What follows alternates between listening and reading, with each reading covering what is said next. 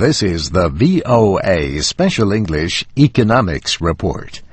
President-elect Barack Obama is calling on Congress to pass an economic recovery plan in the next few weeks. He warned about the deepening recession in a speech in Virginia on Thursday, less than 2 weeks before he takes office. I don't believe it's too late to change course, but it will be if we don't take dramatic action as soon as possible. If nothing is done, this recession could linger for years. On Wednesday, the Congressional Budget Office estimated the federal budget deficit this year at $1.2 trillion. That is almost 3 times the size of last year's deficit. And the estimate does not include an economic stimulus plan like the president-elect proposes. But Barack Obama warns that without decisive action, trillion-dollar deficits will be a reality for years to come.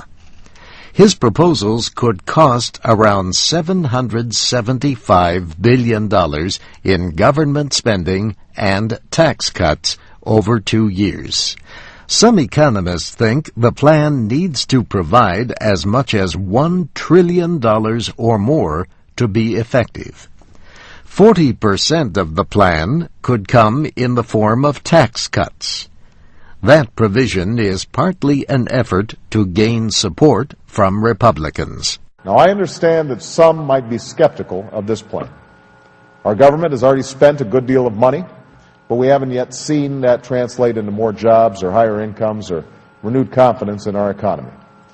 And that's why the American Recovery and Reinvestment Plan won't just throw money at our problems. We'll invest in what works. Mr. Obama says the plan should save or create at least 3 million jobs over the next few years, mostly in private industry. It includes money for needed repairs to roads and bridges. But it would also invest in clean energy, health care, and education. Mr. Obama says his team is beginning discussions with members of Congress about how to deal with the deficit and control federal spending. He has to present his first budget proposal to Congress early next month. He says the emergency legislation he proposes must be free of special interest spending projects. His plan will help struggling states avoid harmful budget cuts, he says.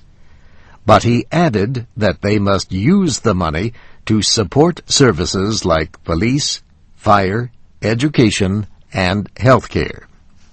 He promises to show online where taxpayer money is being spent. On Wednesday, he named Nancy Killefer to a new White House position, Chief Performance Officer. She is a former Assistant Treasury Secretary, currently at the management consulting company McKinsey. A big part of her job will be to look for ways to cut government waste. And that's the VOA Special English Economics Report, written by Mario Ritter. I'm Steve Ember.